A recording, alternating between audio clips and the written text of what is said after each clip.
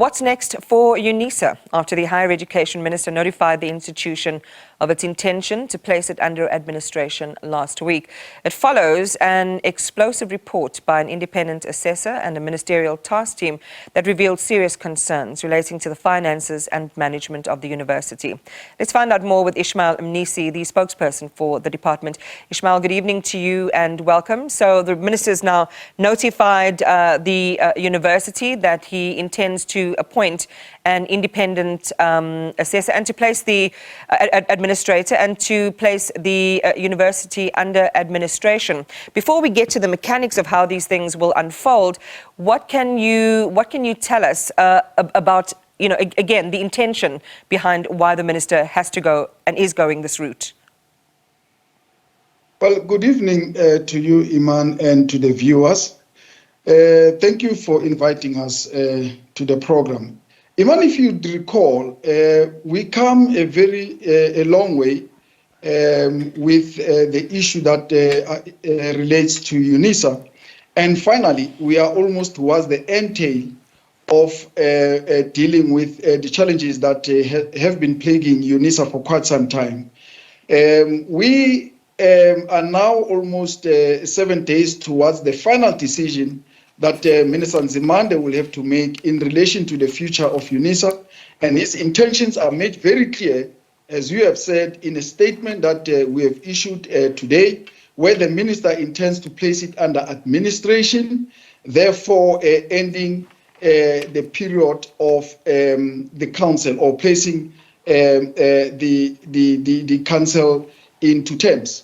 Now, we are almost there. If the council responds to us in 7 days, minister will make his final decision. We had 2 processes that informs the minister's decision. Firstly, it was the ministerial task team that was appointed, which made its own recommendations. And now we are sitting with the assessor's report, which also made recommendations to the minister, which the minister has now taken into consideration, and he's about to make his final decision. And it was quite a damning report. Hopefully we can come back to it, Ishmael, and just for the purposes of context, revisit some of the concerns that the Messiah report underlined and noticed. But so there's a process that's going to unfold, and the University and Council has a 7-day period, I believe, just correct me on the process, or advise us on the process, between when the minister has given the notice and then 7 days after that. What are they required to do in this time frame? Well, they are required to respond to the minister's letter, which was issued to them on the 4th of August. So we expect that by the 10th of August, they should have responded to the minister, and on the basis of their response, the minister will then make his final determination.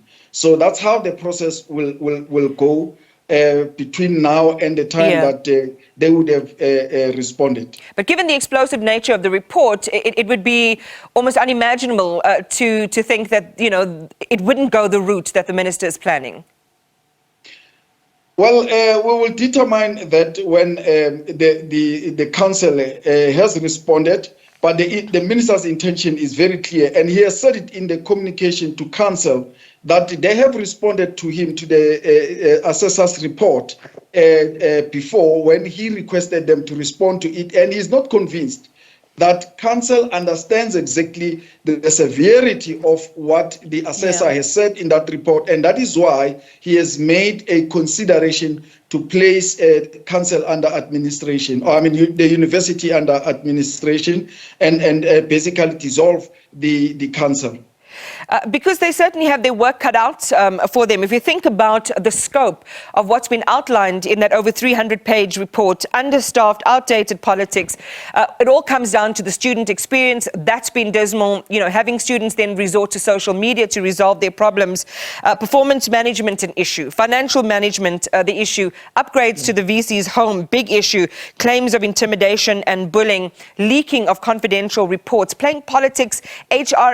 I'm just sharing just a few of the highlights.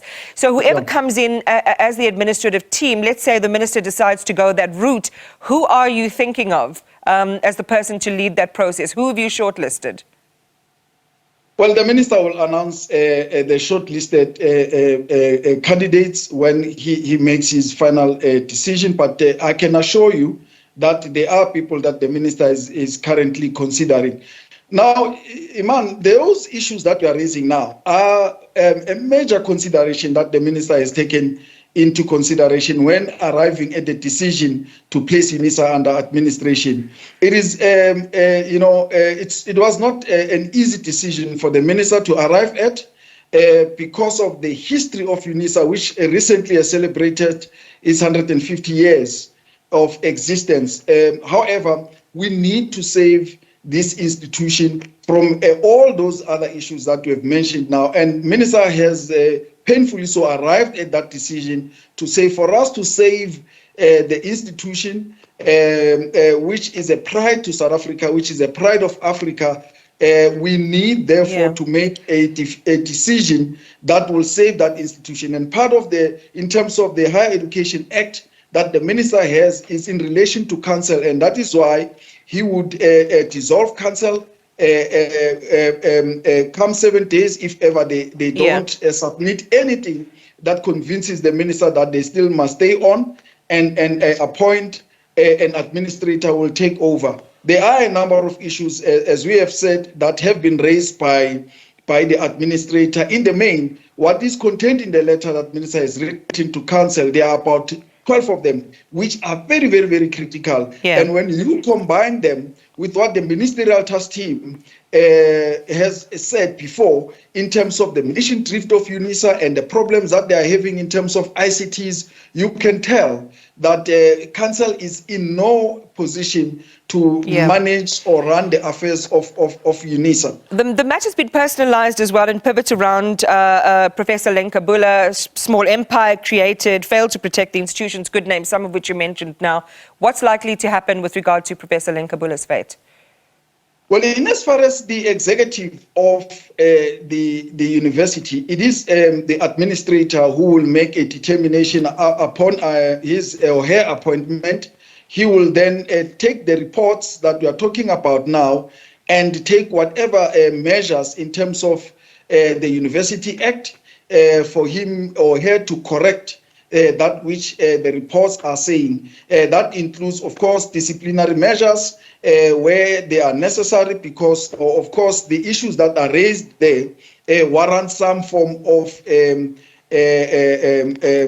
reproach, and also systems that must be introduced. So the administrator has a full task ahead of him or her to make sure that he corrects the system issue. He deals with the issues of human resources, that includes the issues relating to the VC, and also any other systematic issue that will ensure that it places Unisa where it's supposed to be.